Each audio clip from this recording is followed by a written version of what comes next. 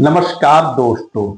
आखिर क्या वजह रही कि पश्चिम बंगाल में ममता बनर्जी या ममता खातून या ममता बानो 2026 के इलेक्शन में बहुत बुरी तरीके से हारी, जिनका पूरा का पूरा किला एकदम ढहता चला गया। और आखिर बीजेपी ने 2021 से लेके 2026 के बीच में ऐसा क्या कर डाला, ऐसी कौन सी रणनीति बना डाली कि जिसमें टीएमसी का मजबूत किला भरभराकर ढह गया। क्या वजह रही? क्या अगर रणनीति थी तो वो क्या रणनीति थी?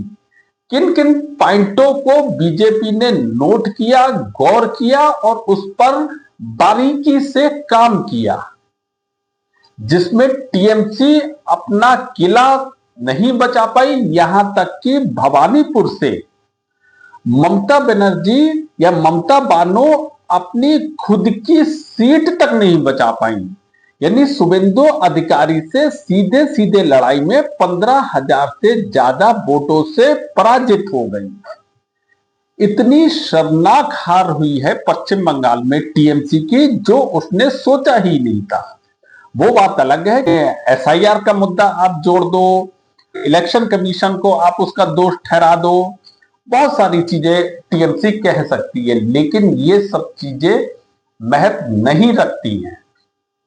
और आखिर क्या होगा कि ममता बनर्जी ये कह रही हैं कि मैं अपने पद से इस्तीफा नहीं दूंगी क्योंकि मैं हारी नहीं हूं, मुझे हराया गया है। तो ऐसी परिस्थिति में हमारे संविधान में क्या प्रावधान है कि उन्हें किस तरीके से हटाया जा सकता है? जब से हमारा देश आजाद हुआ है, ऐसी परिस्थिति का कभी सामना ही नहीं करना पड़ा किसी भी प्रदेश में।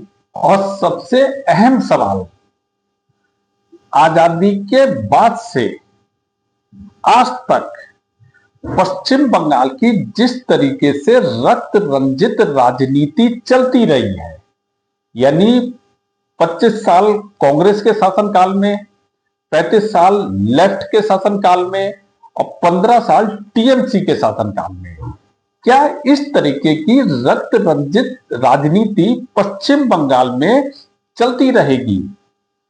क्या बीजेपी इस तरीके की राजनीति को जारी रखेगी या इस पर विराम लगाएगी? और पश्चिम बंगाल का भविष्य अब सुनहरा होने वाला है या और ज्यादा अंधकारमय होने वाला है?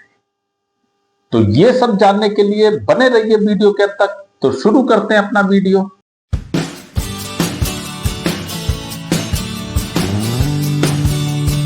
दोस्तों, सबसे पहले मैं आपको ये बता दूं कि अगर ममता बनर्जी अपने पद से इस्तीफा नहीं देती हैं तो संविधान में क्या प्रावधान है हमारे देश में। सबसे पहले तो 7 मई 2026 को टीएमसी के 5 साल पूरे हो जाएंगे, यानी विधानसभा अपने आप भंग हो जाएगी और ममता बनर्जी मुख्यमंत्री नहीं रहेंगी। इसके पश्चात भी अगर ममता बनर्जी अपने पद से त्यागपत्र नहीं देती हैं तो राज्यपाल को पूरा अधिकार है उन्हें बर्खास्त करने का। यानी राज्यपाल 7 मई के पश्चात किसी भी समय मुख्यमंत्री ममता बनर्जी को बर्खास्त कर सकते हैं। और रही बात ममता बनर्जी के ऑफिस और उनके घर की, अगर वो उसे खाली नहीं करती हैं जबरन, तो उन पर कानूनी कार्रवाई हो सकती है, उन्हें गिरफ्तार किया जा सकता है। यानी जबरदस्ती उन्हें मुख्यमंत्री पद से हटाया जाएगा और उन्हें गिरफ्तार करके उनके घर खाली कराया जाएगा और उनके दफ्तर को भी खाली कराया जाएगा। दोस्तों, पश्चिम बंगाल की राजनीति में परिवर्तन की बहुत मुख्य वजह है, लेकिन सबसे मुख्य वजह है तुष्टीकरण, जिससे ममता बनर्जी अपना एक बहुत महत्वपूर्ण हथियार समझती थी, लेकिन वो ही हथियार आज उनके फांसी का फंदा बन गया। दरअसल ममता बनर्जी ने तुष्टीकरण की राजनीति की हद पार कर दी थी। पश्चिम बंगाल में ममता बनर्जी के शासनकाल के दौरान हिंदुओं पर अत्याचार इतना अधिक बढ़ गया था कि अगर कोई टीएमसी का सांसद, विधायक या कार्यकर्ता भी अगर किसी गली से निकल जाता था तो लोग अपने घरों में बंद हो जाते थे। इतना अधिक खौफ हिंदुओं के मन में भर दिया गया था। अब पश्चिम बंगाल में जो मुसलमान हैं वो इस तरीके से कार्य कर रहे थे कि जैसे पश्चिम बंगाल ना होके एक बांग्लादेश बन चुका था। पश्चिम बंगाल मुसलमानों के लिए जन्नत बन चुकी थी और हिंदुओं के लिए जहन्नुम बन चुकी थी। पश्चिम बंगाल में हिंदुओं का इतना अधिक शोषण किया जा रहा था, उन्हें इतना अधिक दबाया जा रहा था, इतना अधिक कुचला जा रहा था। वो कहते हैं ना कि एक्शन का रिएक्शन होता है। जब किसी को बहुत टाइम तक आप दबाते रहो, कुचलते रहो, वो कुछ कर नहीं पाता, लेकिन उसके अंदर आग धधकती रहती है। बस एक चिंगारी दिखाने की देर होती है। यहीं पर बीजेपी ने सारा खेल कर दिया। जबकि पश्चिम बंगाल में मुस्लिम पॉपुलेशन बहुत अधिक है, करीब 27 से 28% मुसलमान पश्चिम बंगाल में हैं, जो 100 से अधिक सीटों पर अपना प्रभुत्व रखते हैं। बीजेपी ने इस पूरे मामले को समझा। बीजेपी ने उन दबे कुचले लोगों को एक आस दिखाई। ये दिखाया कि तुम भी अगर हमें सपोर्ट करो, बदलाव के लिए मन बनाओ, तो हम तुम्हारी जिंदगी बदल सकते हैं। हिंदुओं को एक करना इस दुनिया की सबसे मुश्किल काम में से एक है। किसी को भी एक किया जा सकता है, मुसलमानों को एक किया जा सकता है, क्रिश्चियन को एक किया जा सकता है, सिखों को एक किया जा सकता है, सबको एक किया जा सकता है, लेकिन हिंदू एक होना एक बहुत बड़ी चुनौती है। क्योंकि हिंदू कितना भी अत्याचार सहले, लेकिन वो अपनी बुद्धि का प्रयोग शायद कभी सही से कर ही नहीं पाता है। लेकिन बीजेपी ने ये जादू करके दिखाया और हिंदू को एक कर दिया, जिसमें टीएमसी को पता ही नहीं चला।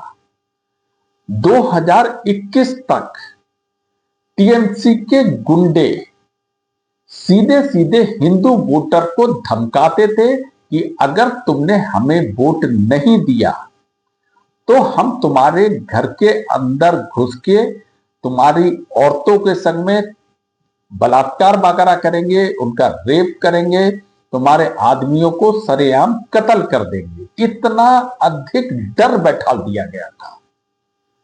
आरजी मेडिकल कॉलेज का तो आप सबने देखा था, बहुत मीडिया में चर्चा रही थी, जहां पर एक बच्ची जो डॉक्टरी कर रही थी, हॉस्पिटल के अंदर उसका रेप कर दिया जाता है। जब पूरा समाज इस चीज का कड़ा विरोध करता है तो ममता बनर्जी दोषियों पर कार्रवाई करने के लिए उस पर लीपापोती का कार्य करना शुरू करती हैं। वो उन लोगों के दर्द को महसूस ही नहीं कर रही थी कि एक बच्ची के संग में जब रेप हो जाता है तो वो जिंदा रहते हुए मर जाती है। जिस प्रदेश की मुखिया खुद एक महिला हो, वो महिला का दर्द ही नहीं समझ पा रही है कि रेप की क्या पीड़ा होती है। उसके अलावा संदेश खाली का तो नाम आपने सुना ही होगा, जहां पे टीएमसी का एक मुस्लिम नेता हिंदू बहु बेटियों को घर से निकाल लाता था जबरन और उनके संग में रेप करता था, उनका मर्डर करता था, वहां के पुरुषों को मारा करता था, पीटा करता था, उनका मर्डर कर देता था। जब ये बात मीडिया के सामने आई, इसमें बहुत बवाल मचा। उसके बाद भी ममता बनर्जी ने उस नेता पर एक्शन लेने के बजाय उसका पूरी तरीके से बचाव करा। उसके अलावा मुर्शिदाबाद का किस्सा भी सबने सुना, जहां पर बाप के सामने बेटों को मारा गया, बेटों के सामने बाप को मारा गया। हिंदू औरतों को घर से निकाल निकाल कर उनके साथ में रेप किया गया, उनको मारा गया। वहां पे जितने भी घर थे उनमें सरेआम आग लगाई गई। वहां की जो पुलिस थी, ममता बनर्जी के कहने पर उसने कोई एक्शन नहीं लिया। मालदा में हिंदुओं पर इतना अधिक अत्याचार हुआ कि वहां के लोग, वहां के हिंदू त्राही त्राही करने लगे, पलायन को मजबूर हो गए। लगभग पूरा मालदा खाली हो गया हिंदुओं से। टीएमसी के गुंडे किसी भी हिंदू घर पर जबरन कब्जा कर लेते थे, जबरन बहु बेटियों को उठा लेते थे। पश्चिम बंगाल लगभग हमारे देश से अलग हो चुका था। वहां का संविधान लगभग ऐसा लग रहा था कि अलग हो चुका है। जिस प्रदेश की मुखिया हाई कोर्ट की बात मानने को राजी नहीं हो रही थी, जिस प्रदेश की मुखिया सुप्रीम कोर्ट की बात नहीं मानती थी, आए दिन सुप्रीम कोर्ट उसे फटकार लगाता था, उसके बावजूद वो नहीं सुधरती थी। एक तानाशाह बन चुकी थी कि मैं सर्वे सर्वा हूं, मैं नहीं मानती किसी संविधान को, मैं नहीं मानती किसी न्यायालय को। तो क्या किया जाए? वो जो हिंदू था, जिसे लगातार कुचला जा रहा था, दबाया जा रहा था, टीएमसी के गुंडे सरेआम उन पर दादागिरी करते थे, उनकी जमीनें छीन लेते थे, उनके घर छीन लेते थे, उनकी बहू बेटियां छीन लेते थे। वो आग इतनी धधक चुकी थी, जो कि एक चिंगारी के रूप में एक विस्फोट हुआ, जैसे परमाणु विस्फोट कहते हैं, ये बीजेपी ने किया। जो हिंदू कभी एक नहीं होता था, वो एक हुआ। और 2026 के इलेक्शन में बीजेपी की जीत के पश्चात वो आग दिख रही है। अभी बीजेपी की सरकार का गठन नहीं हुआ है पश्चिम बंगाल में, लेकिन उस जनता ने आक्रोश दिखाना शुरू करा। जो उसको दबाया गया था, जो उसको कुचला गया था, अब वो निर्भीक हो गया। बहुत सारे लोगों ने वो सपने दिखाए। योगी आदित्यनाथ ने दिखाया कि अगर आप हमें सपोर्ट करो तो जो बुलडोजर की कार्रवाई यूपी में होती है, वो ही यहां पर टीएमसी के कार्यकर्ताओं के संग में होगी, नेताओं के संग में होगी। यानी लोगों को एक उम्मीद जगी बीजेपी के साथ। आज वो सड़क पे उतर रहे हैं। पूरा पश्चिम बंगाल इस समय केसरिया हो चुका है। पूरा जो हिंदुत्व है वहां जाग चुका है। आज हिंदुत्व टीएमसी के दफ्तरों को तोड़ रहा है, उन टीएमसी के कार्यकर्ताओं को पकड़ पकड़ के मार रहा है। टीएमसी के जो नेता हैं, जो इलेक्टेड नेता हैं, आज वो अपने घर से बाहर नहीं निकल पा रहे हैं। अगर निकल रहे हैं तो लोग उन पे झपट रहे हैं। ये एक्शन का रिएक्शन है और ऐसा होना भी चाहिए। मुझे सबसे अच्छी बात शुभेंदु अधिकारी की लगी, जब जीतने के बाद उन्होंने सीधे कहा कि मुझे किसी मुसलमान ने वोट नहीं दिया है, मैं केवल और केवल हिंदू वोटों से ही जीता हूं, तो मैं क्यों उनके लिए काम करूं। मुझे जिसने वोट दिया है मैं उसके लिए ही अब काम करूंगा। हिंदू हिंदू भाई भाई का नारा वहां लगाया गया। जब हिंदुओं ने वो पूरी तरीके से सरकार बनाई है तो क्यों अब हम इनकी तरफ देखें। जब यही लोग दुर्गा पूजा को गलत सलत कहते थे, दुर्गा पूजा पर इन मुसलमानों ने अपनी बनाई हुई सरकार यानी टीएमसी सरकार से बैन लगवा दिया, उस पर रोक लगवा दी।